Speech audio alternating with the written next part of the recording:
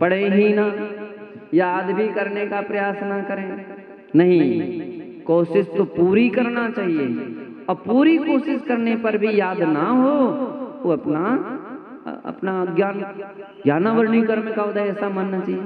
लेकिन कुछ लोग बहाने भी कर लेते हैं, पढ़ते हैं नहीं और बोलते हैं महाराज याद नहीं होता। पुस्तक तो खोलो, वो कोशिश तो करो। हमारे संग में तो ऐसे ऐसे महाराज हैं, 90 साल के महाराज परीक्षा देते हैं। कितने साल के महाराज? 90-92 साल की उम्र वाले भी परीक्षा देते हैं, हमारे पेपर देते हैं और अच्छे नंबर पाते हैं। अभी कुछ कितने उम्र की माता जी थी? 95। एक परीक्षा हुई थी, इतनी बूढ़ी माता जी ने भी परीक्षा दी। बंदो, इस प्रकार से समता के साथ सहन किए जाने वाले 22 परिचय होते हैं। इनसे सूक्ष्म सांप्राय छदमस्त वीतराग्यो चतुर्दश। सूक्ष्म सांप्राय गुण स्थान में और छदमस्त वीतराग यानी उपशांत मोह 11वें गुण स्थान में, और क्षीण मोह 12वें गुण स्थान वर्ती मुनिजन हैं, उनके 14 परिचय होते हैं। कितने होते हैं? चतुर्दश, 14 परिचय होते हैं। कौन कौन सी? क्षुधा, तृषा, शीत, उष्ण, दंशमशक, चर्या, शय्या, बध, अलाभ, रोग, तृण स्पर्श, मल, प्रज्ञा और अज्ञान, ये 14 परिचय होते हैं। एकादश जिनेन्द्र भगवान के लिए, 13वें गुण स्थानवर्ती मुनि महाराज के लिए 11 परिचय होते हैं। अर्थात 14 में से अलाभ, अज्ञान और प्रज्ञा ये 3 कम कर देंगे तो 11 परिचय बचेंगे। ये 13वें गुण स्थानवर्ती मुनि राजों के लिए होते हैं। बादर सांप्राय सर्वे,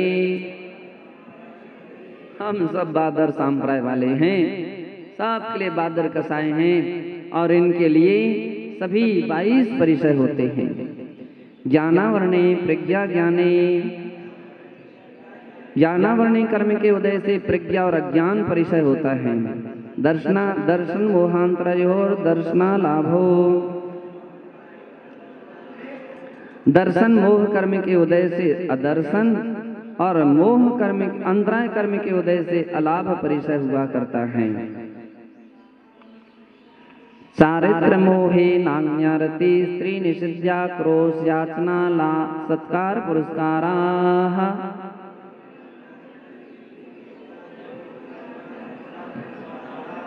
चारित्र मोहिनी कर्म के उदय से नग्न, अरति, स्त्री, निषिद्या, आक्रोश, याचना और सत्कार पुरस्कार, ये 7 परिचय होते हैं। वेदनी शेषाः, शेष परिचय वेदनी कर्म के उदय से होते हैं। एकादयो भाज्यायुक्पदे कस्मिन्नैकोन विंशतिः, एक साथ एक जीव को एक समय में एकादयो भाज्या, एक को आदि लेकर के अधिक से अधिक एकोन विंशति यानी 19 परिचय हो सकते हैं। एक भी हो सकता, 2 भी हो सकते, ऐसा करते जाइए 19 तक भंग बनाए जा सकते हैं। इतने परिचय जय हो सकते हैं। एक साथ एक जीव को एक समय में 22 नहीं हो सकते। क्यों? निषिद्या शय्या और निषिद्या शय्या और चर्या, ये 3 में से एक समय में एक ही होगा, 2 नहीं होंगे। शीत उष्ण में से 2 में से एक ही होंगे, एक साथ 2 नहीं हो सकते हैं। तो 3 कम कर देंगे तो 19 हो जाएंगे। चारित्र के 5 भेद होते हैं, वे इस प्रकार से हैं। सामायिक छेदोपस्थापना परिहार विशुद्धि शोक सांप्रायथा ख्यात्मिति चारित्रम।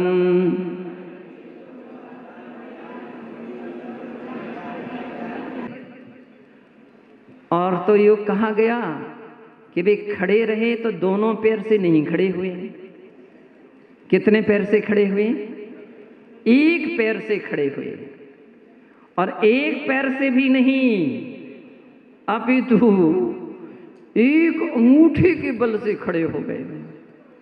मैं सोच रहा था शायद चारण रिद्धिधारी नहीं थे वे, अन्यथा तो वे आकाश में ही खड़े रहते।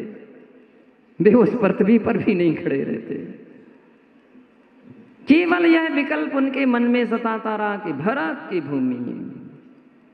और जब भरत ने कहा मेरी भूमि ही नहीं, तो उनको केवल ज्ञान हो गया। बंदो, यही बात आचार्य श्री अमृतचंद्र देव समय सार कलश में लिखते हैं। यतो न किंचित ततो न किंचित, यतो यतो यानि न ततो न किंचित, विचारे पश्यामि ततो न किंचित, स्वभाव में तदधिकम न किंचित। यतो न किंचित, यहाँ कुछ नहीं है और वहां भी बाहर का मेरा कुछ नहीं है। यतो न किंचित ततो न किंचित, यो तो यानी ततो न किंचित। जो यहाँ है वह वहां नहीं है और जो वहां है वह यहाँ नहीं है। जब विचार करके देखता हूं तो अपने स्वभाव से बढ़कर के और कुछ भी मेरा नहीं है। एकमात्र अपने शुद्ध स्वभाव ही हमारा स्वभाव है। आत्मा के निज गुण ही हमारी निज संपदा है, निज वैभव है। व्यक्ति उसको भूले हुए है, दुनिया भर के झगड़े अपनाए रहा है और उन वस्तुओं को जो सब छूटने वाली हैं, जो सब छूटने वाली हैं। ये बड़ा लड्डू, ये छोटा लड्डू, उसको इतना, मुझको इतना, बस। उसको 4 गुलाब जामुन, हमको 2 ही। परेशान है। अरे भैया, 2 गुलाब जामुन मिले तो 2 का तो स्वाद ले लो। 4 के भरोसे कहीं 2 ही ना चले जाएं। गुस्सा में व्यक्ति उठ करके आ जाता, बेपड़े मुझे नहीं खाना। तो क्या हुआ? आधी छोड़ पूरी को धावे, ऐसा डूबी आधी मिले ना। संसार ऐसा विचित्र है। अज्ञानता की एक ऐसी परिणति रहती है कि बंधो, व्यक्ति अपनी आत्मा स्वभाव की ओर नहीं देख पा रहा है। दिन रात पर वस्तुओं पर उपयोग है। अपने वैभव, अपने निज स्वभाव के विषय में किंचित भी विचार नहीं होता। और हम इतने अज्ञानी, कभी विचार नहीं होता कि हम शास्त्रों के भी कुछ पन्ने पलटें, देखें जिन वाणी में क्या क्या आत्मा के स्वरूप के, स्वभाव की और कल्याण की बातें कहीं। हम गुरुओं के निकट बैठ करके कुछ उस आत्म शक्तियों को, आत्म वैभव को सुनने समझने का प्रयास करें। एक बार उसकी कीमत हो जाएगी, मूल्यांकन हो जाएगा तो जगत का सारा मूल्यांकन घट जाएगा। किसी ने कहा कि महाराज श्री, ऐसा क्या कारण है, कौन से मंत्र महाराजों ने जपे कि सब कुछ छोड़ करके आ गए? मामूली बात है क्या? आज के समय में लोगों को बहुत बड़ा विस्मय है, सबसे बड़ा विस्मय है कि ऐसी कौन सी दैविक शक्ति इनके ऊपर प्रभावित हो जाती है कि घर द्वार, बाप मतारी, बेटा बेटियां सबको छोड़ करके आ गए। कौन सा जादू मंत्र कर दिया महाराज ने? एक बार हमारे संघ के विशुद्ध सागर जी महाराज थे, जब वो ब्रह्मचारी घर गृहस्थी में थे तो आहार देने के लिए आए सौरीपुर बटेश्वर में। तो धोती दुपट्टा पहने थे। 2-4 दिन रुक गए वहाँ। घर के लोग इंतजारी करते रहे। अंत में जाकर के उनकी भैया और मम्मी आ गई। हमारी क्लास में वो बैठे थे, धोती दुपट्टा पहने। लेकिन धोती दुपट्टा कैसी? वो मंदिर की धोती दुपट्टा, पीली दुपट्टा और मंदिर की पीली या सफेद धोती पहने बैठे थे क्लास में। उन्होंने नमोस्तु तो बाद में करी। सुनो, चलो चलो घरे, चलो घरे। अब करते करते मैंने कहा, सुन लो, मम्मी हैं, भैया हैं। तो भैया बोले, सुनो तो सही, पहले हम उते से बात कर रहे हैं, चलो तुम हमारे साथ वहाँ बाहर तो चलो। तो कौन सी बात करना, क्या बात करना? उन्होंने बोले तुम चलो पहले। हाथ पकड़ा, एक हाथ मम्मी ने और एक हाथ भैया ने, और बस वो बोले सुनो, कहीं जो चादरा में कहीं कुछ लगा हो, मंत्र तंत्र निकाल के फेंक दो चादरा पहले।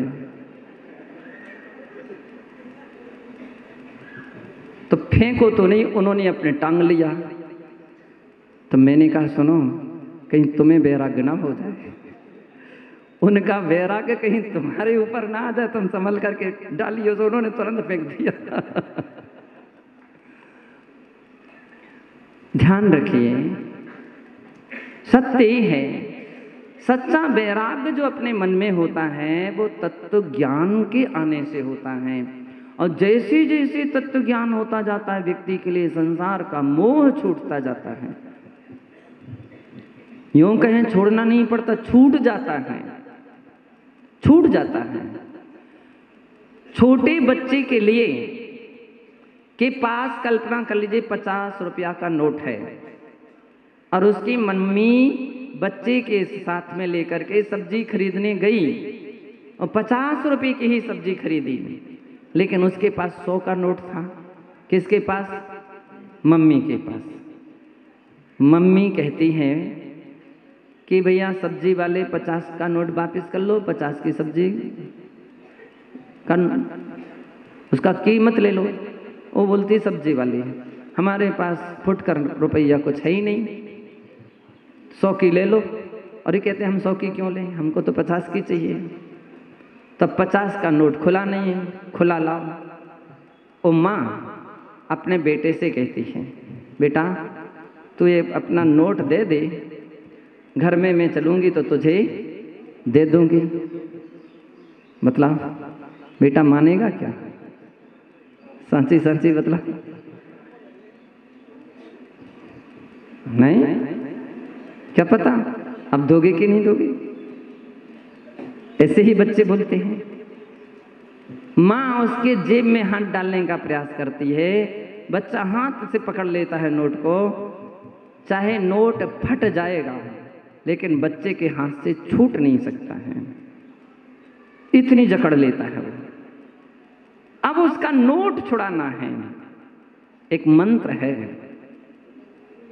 मैं मंत्र बतलाऊं, अपने आप बच्चे की मुट्ठी खुल जाएगी। क्या मंत्र है?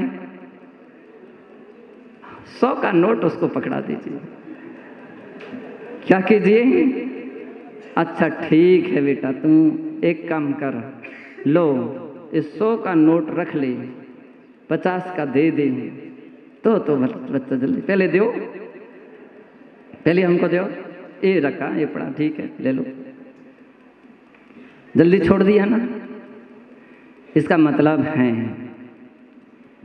कि हमको बहुमूल्य वस्तु की कीमत अगर हमारी दृष्टि में आ जाए तो अल्प मूल्य वस्तु आसानता से छूट जाती है। जब तक वो कीमत समझ में नहीं आती तब तक नहीं छूटती है। संत साधुओं के लिए, श्रमणों के लिए धर्म की कीमत जब समझ में आई कि ओहो जिंदगी का, जीवन का सार है तो रत्नात्रय है, तो बंदो घर की कीमत छूट गई। घर की कीमत छूट गई। जिसके लिए उसने पसीना, खून पसीना बहा बहा करके एक एक ईंट लगाई है, मकान का मोह छूट गया। केवल धर्म का स्वरूप समझ में आ जाना चाहिए तो सब छूट जाता है। और जब तक धर्म का स्वरूप नहीं समझ में आया तो मतलब फूटी कौड़ी भी नहीं छूटती है, कुछ भी नहीं छूटता है।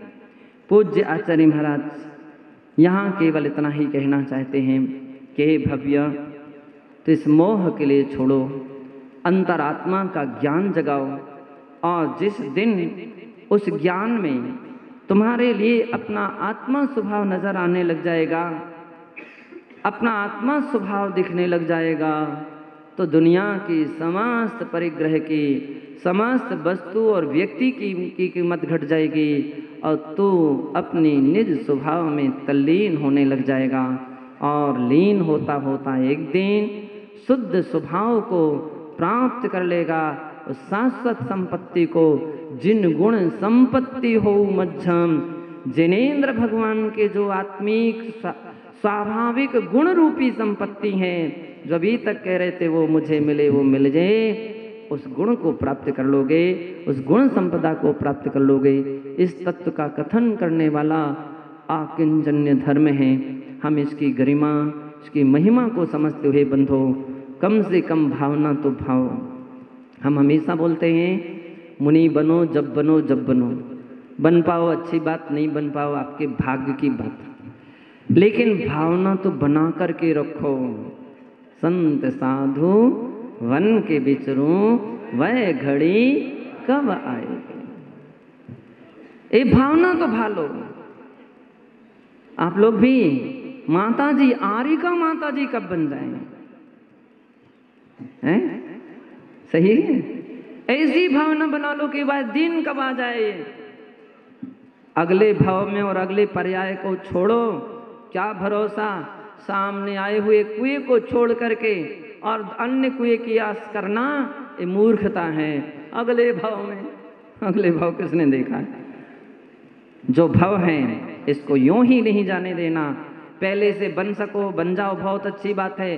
कम से कम इतनी तो भावना भालो कि देहांत के समय में तुमको, कम से कम देहांत के समय में भी हम संत साधु माता जी बन जाएं तो भी अपना जीवन सार्थक और सफल हो सकता है। बंधो, हम सब ऐसे पवित्र धर्म को प्राप्त करें। जय बोलिए उत्तम आकिंचन्य धर्मी की 3 बार जाप करने के लिए तैयार हो जाइए।